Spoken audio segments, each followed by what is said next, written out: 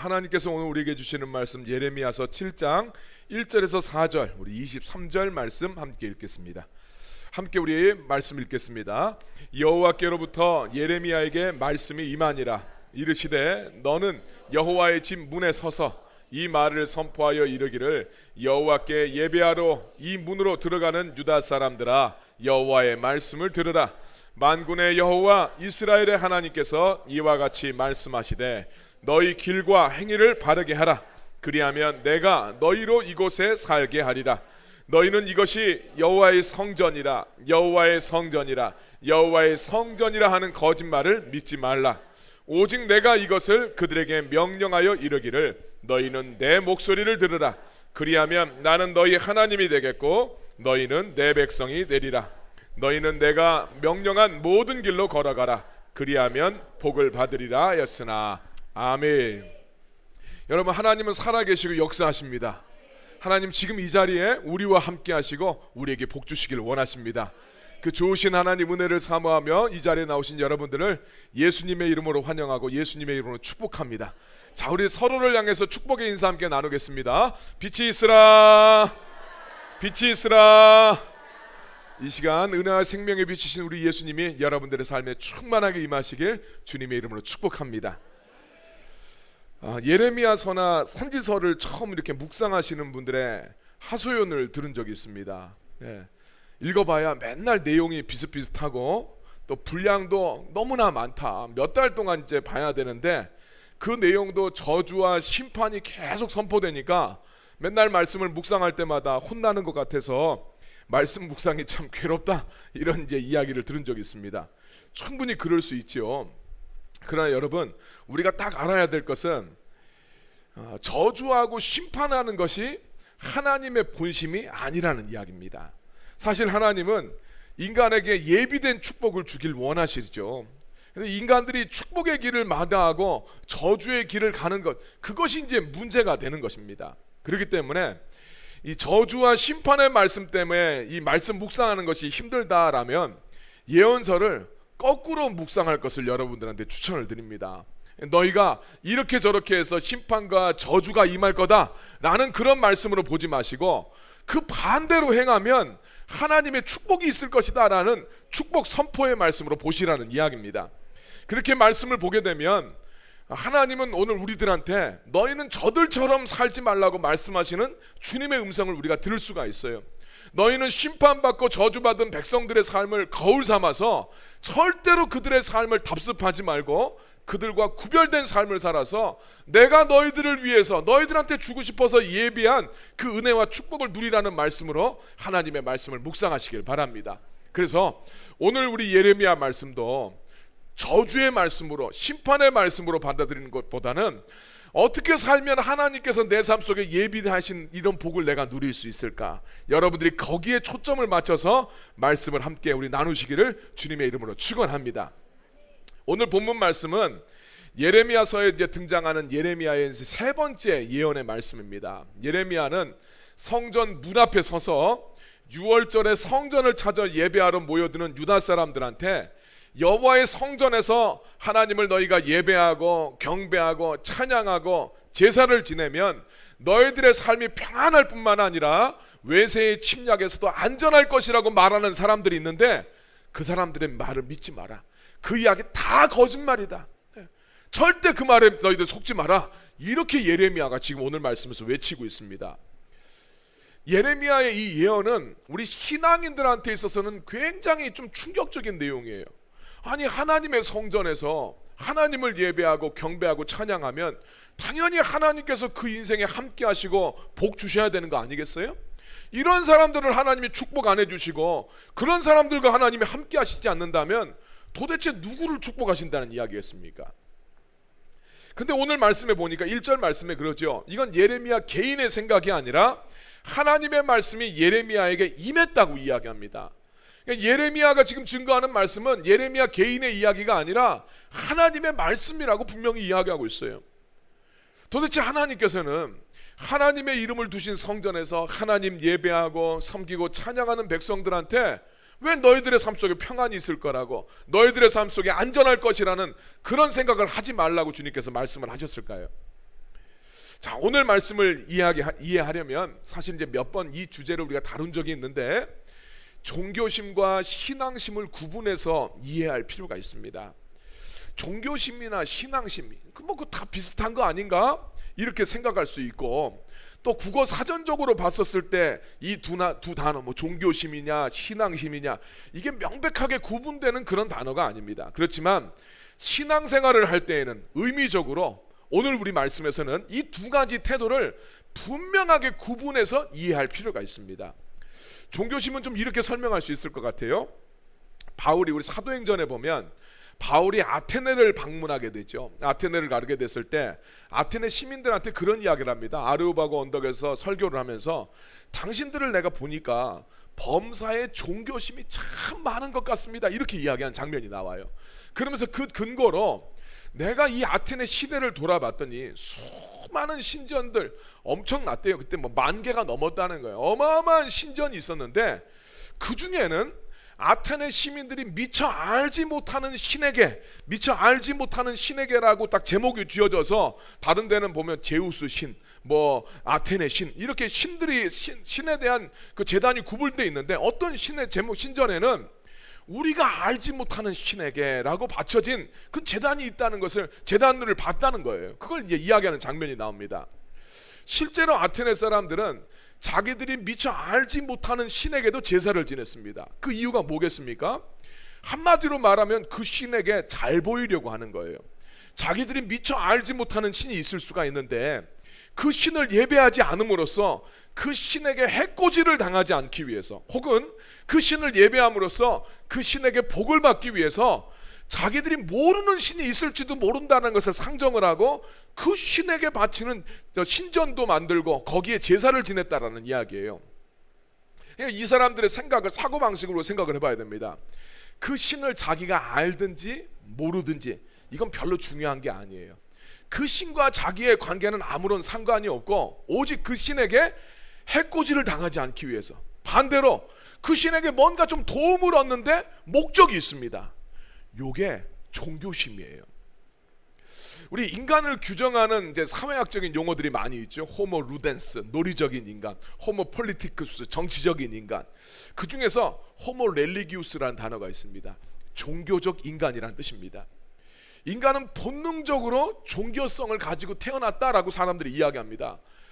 그래서 사람들이 철 모를 때는 이제 그런 생각이 없다가 살면서 좀 철이 들다 보면 야, 인생이 내 뜻대로 안 되네, 이걸 이제 절실하게 깨닫게 될 때가 있죠. 삶에 찾아오는 수많은 문제들, 그리고 우리야 지금이야 질병을 많이 극복해 나가고 있는데 가만히 어느 날 여러분 한번 생각해 보십시오.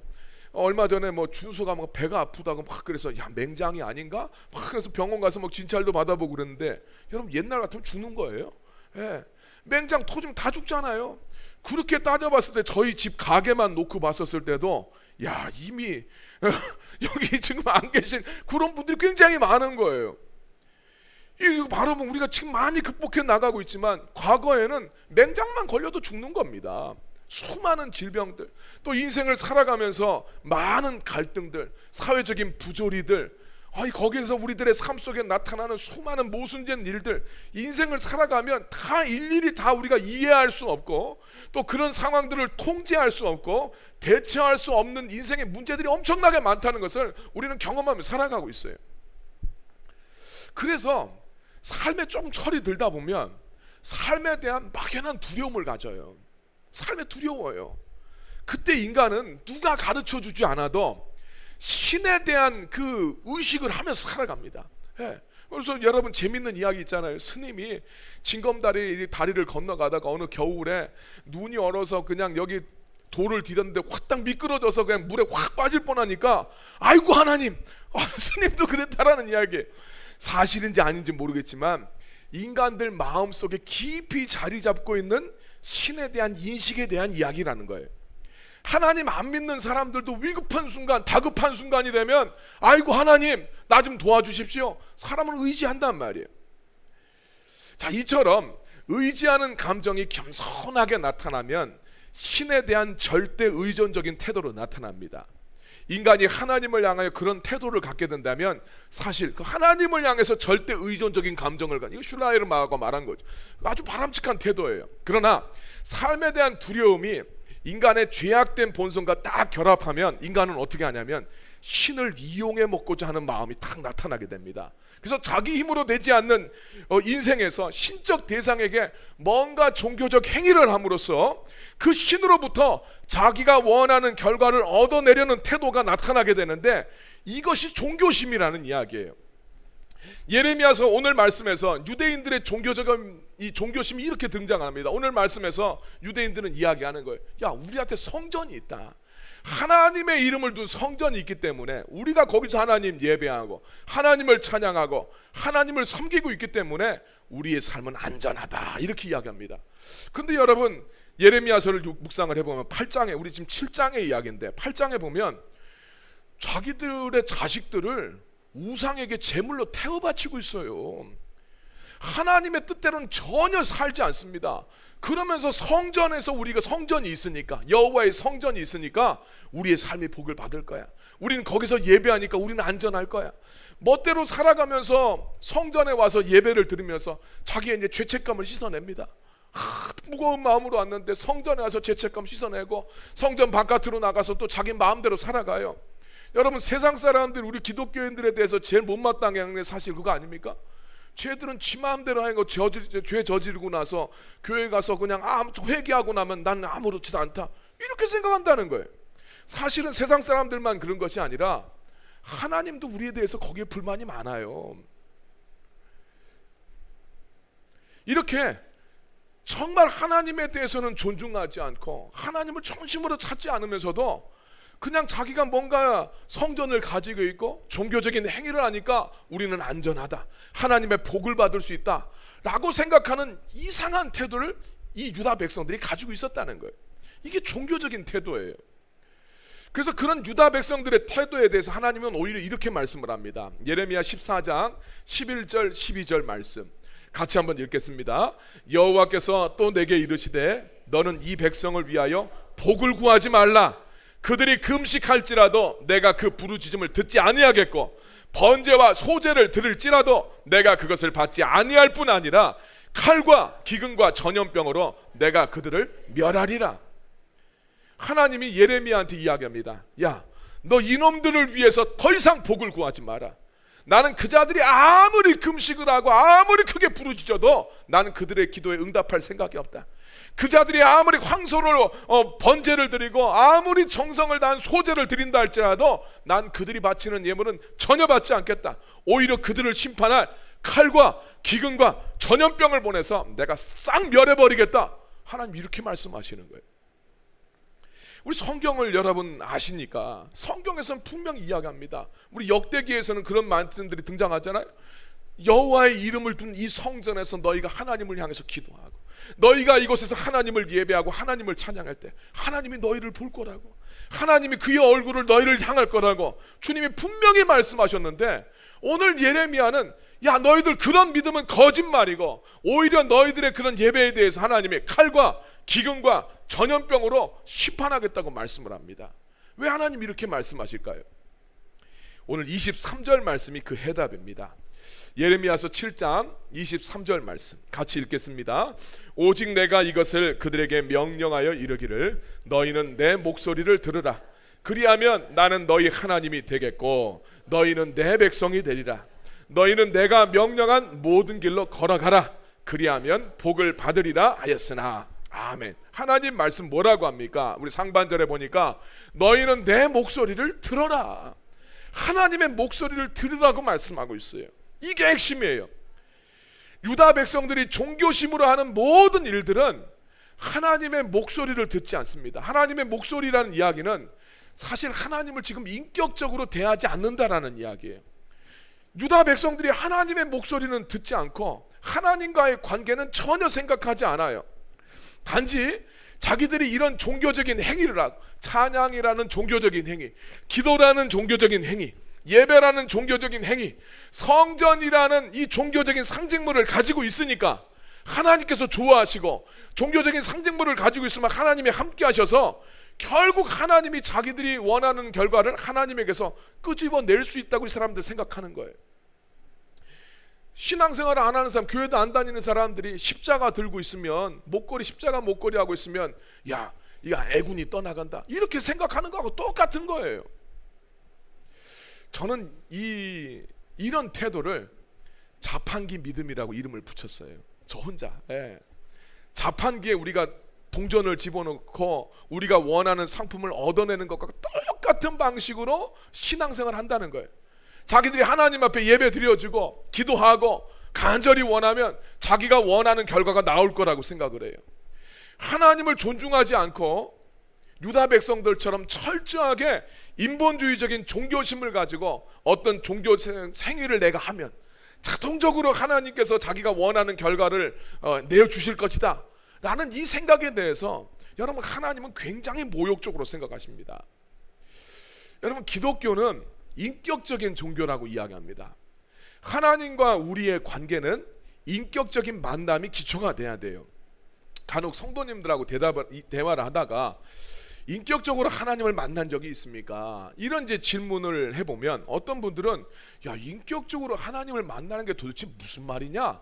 굉장히 어렵게 생각하는 경우가 있습니다. 인격적으로 하나님을 말했다는 것은, 하나님을 만난다라는 것은 하나님을 정말 살아계신 실제로서, 살아계신 존재로서 나에게 말씀하시고 나와 대면하시는 살아계신 그 하나님을 만난 적이 있냐는 거예요. 우리가 흔히 인격적이라고 말했을 때는 세 가지를 이야기를 합니다. 지, 정, 의라는 이 세 가지 단어죠. 지적으로 하나님을 내가 알고 있는가? 정, 마음속에서 우러나옴이 있는가? 의지적인 결단이 있는가? 정말 나에게 말씀하신 하나님, 살아계신 하나님을 정말 느끼고 그분의 말씀에 기초해서 내 마음속에서 우러나오는 내 삶의 구체적인 행동들, 그것이 있느냐? 이게 하나님과 인격적인 만남이라는 거예요. 그게 인격적인 신앙생활이에요. 이게 신앙심입니다. 종교심은 하나님을 인격적으로 대하지 않아요. 자판기엔 인격적이지가 않잖아요. 자판기에 내가 돈 집어넣으면 내가 원하는 결과 나와요. 안 나오면 한번 팡 두드려 빼두기도 합니다. 하나님을 그런 식으로 생각하면 되냐는 거예요. 그런 인격적인 만남 없이 자판기처럼 기도라는 행위의 동전을 탁 집어넣습니다. 예배라는 행위의 동전을 집어넣으면 우르릉캉 콜라 나오고 환타 나오고, 그런 식으로 신앙생활하는 것은 진정한 신앙생활이 아니라는 거예요. 그런 것이 종교심으로 그냥 종교 활동을 하는 종교 생활인 거예요. 이와는 반대로 신앙생활은 하나님을 인격적으로 대하고 그분을 모시고 그분 앞에 내가 반응하면서 살아가는 거예요. 우리 아까 전에 예배, 이 예배는 주님의 것, 내가 드리는 내 예배가 아니라 이 예배는 주님의 것이에요. 우리가 하나님의 뜻을 이루어지는 것이지 하나님이 내 무슨 소원 푸는 자판기가 아니라는 이야기예요. 그래서 예레미야서 우리 7장 23절 말씀 보면 하나님은 너희들의 그 종교 행위, 자판기처럼 행해 하나님을 행하는 너희들의 종교 행위, 그거 그만하고 너희는 내 목소리를 들어라, 주님 말씀합니다. 예레미야서 7장 23절 다시 한번 읽습니다. 오직 내가 이것을 그들에게 명령하여 이르기를 너희는 내 목소리를 들으라. 그리하면 나는 너희 하나님이 되겠고 너희는 내 백성이 되리라. 너희는 내가 명령한 모든 길로 걸어가라. 그리하면 복을 받으리라. 할렐루야. 하나님을 의식하고 하나님을 주목하고 하나님께 인격적으로 반응하라는 거예요. 그리고 너희가 하나님의 그 목소리를 듣게 됐을 때 나는 너희 하나님이 되고 너희는 내 백성이 된다. 이게 뭘 말합니까? 관계가 되는 거예요. 우리가 하나님을 인격적으로 모시고 그분한테 반응했을 때 하나님과 우리 사이에 진정한 관계가 형성이 돼요. 하나님은 종교의식이나 맹목적인 믿음에 반응하시는 분이 아니에요. 내가 그냥 맹목적으로 생각하고 성전 가지고 있으면 우리는 안 망하고 내가 이걸 해주면 하나님 줘, 그런 분이 아니라는 거예요. 그분과 우리의 관계는 이 관계가 뒷받침되지 않으면, 이것이 기초가 되지 않으면 그건 완전히 그건 주술적인 행동입니다. 하나님이 그럼 우리한테 뭘 원하시는가? 예레미야서 7장 3절 말씀 같이 읽겠습니다. 만군의 여호와 이스라엘의 하나님께서 이와 같이 말씀하시되 너희 길과 행위를 바르게 하라. 그리하면 내가 너희로 이곳에 살게 하리라. 아멘. 너희 길과 행위를 바르게 하라고 말씀합니다. 그러면 너희가 망하거나 잡혀가지 않고 하나님이 약속해서 너희들한테 주신 이 땅에서 너희들이 살게 하겠다, 이렇게 말씀하세요. 하나님의 목소리를 듣고 하나님 앞에 인격적으로 반응하는 것은 바로 오늘 말씀에 지금 이야기하는 것처럼 길과 행위를 바르게 하는 것이라는 것을 여러분 믿으시길 바랍니다. 길을 바르게 하라고 하셨어요. 길을 바르게 하는 것은 주님의 주님의 마음을 따라가라는 것이에요. 사실 하나님은 우리들한테 100%를 요구하지 않습니다. 100% 하나님 앞에 완전할 것을 주님이 요구하지 않아요. 주님은 우리가 하나님 앞에 100%가 안 되는 존재라는 걸 너무나 잘 아세요. 안 되는 걸 주님이 요구하지 않습니다. 주님이 우리들한테 원하는 것은 방향입니다. 방향. 길은 방향이 중요해요. 지금 내가 어디를 향하고 있는가? 하나님 쪽을 향하는 그 길에 내가 올라서 있는가? 아니면 세상을 향하고 있는가? 이게 중요합니다.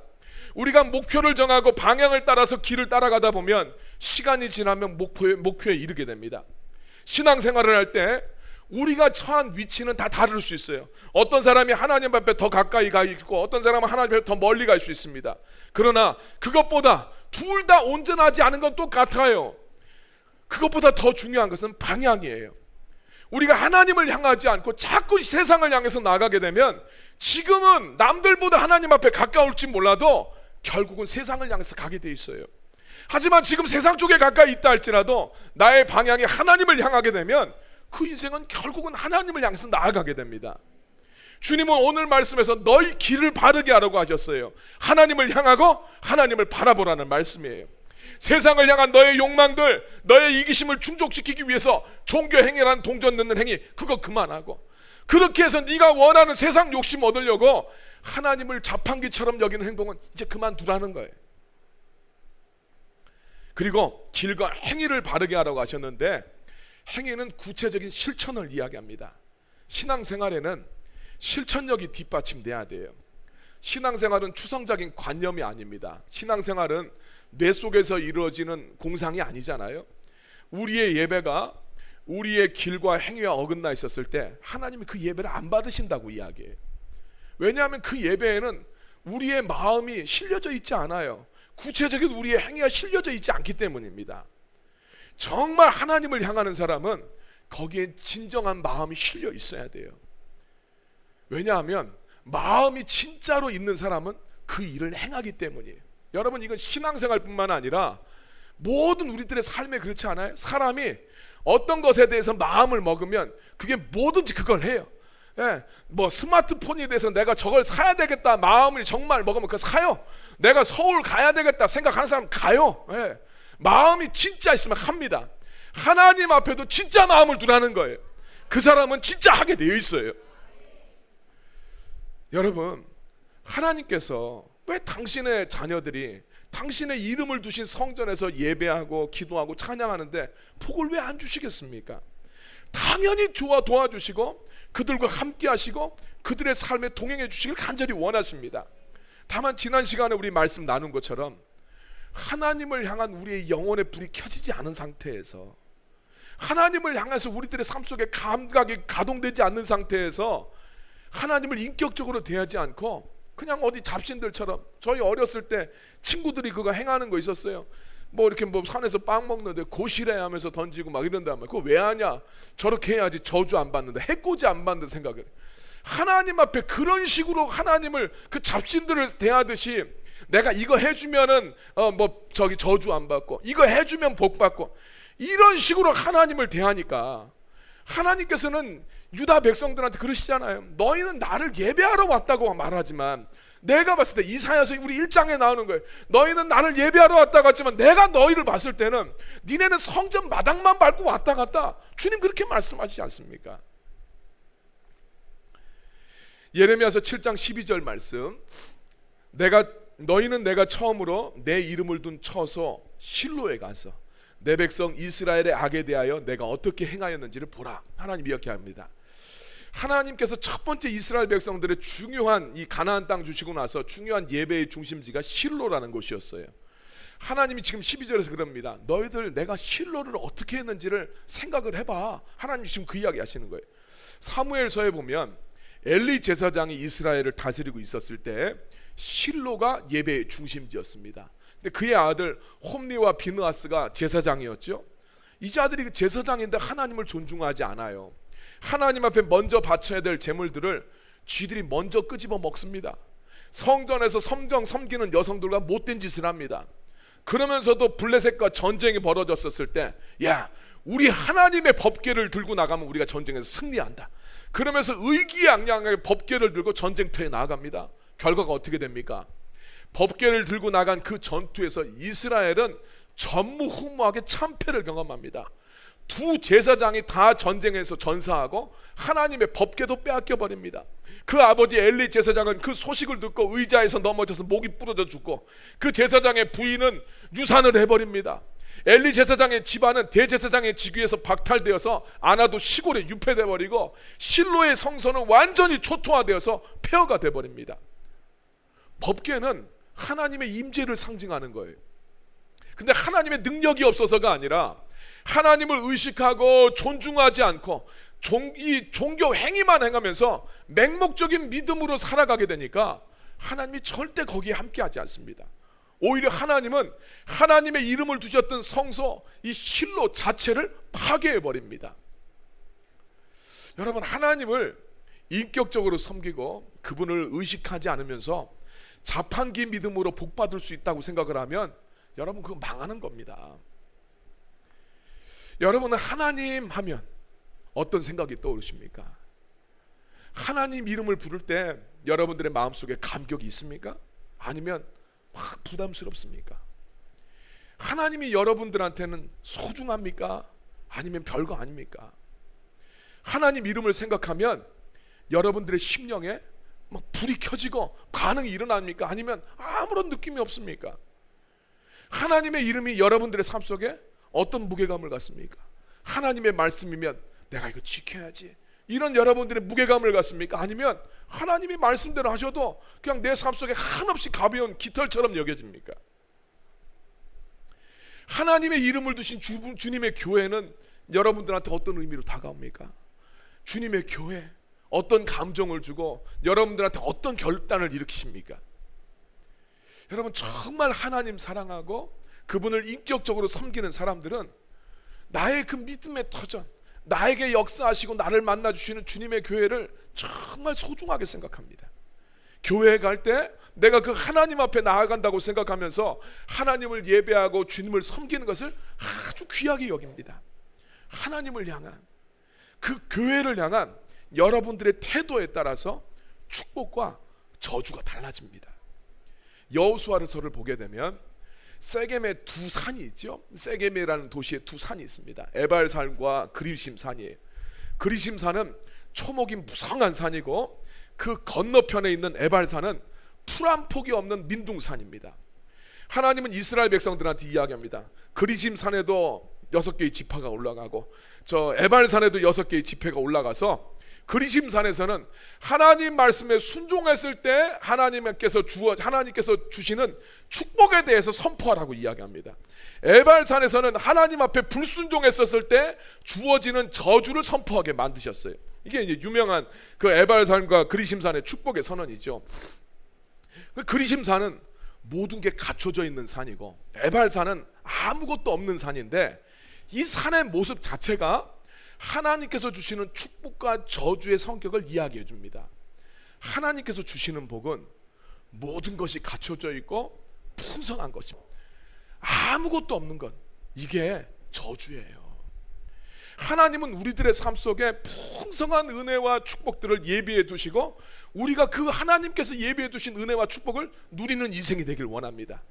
그런데 이 하나님이 예비하신 축복은 하나님을 인격적으로 모시고 그분과의 관계가 회복됐었을 때 누릴 수 있는 것이라는 것을 여러분 믿으시길 바랍니다.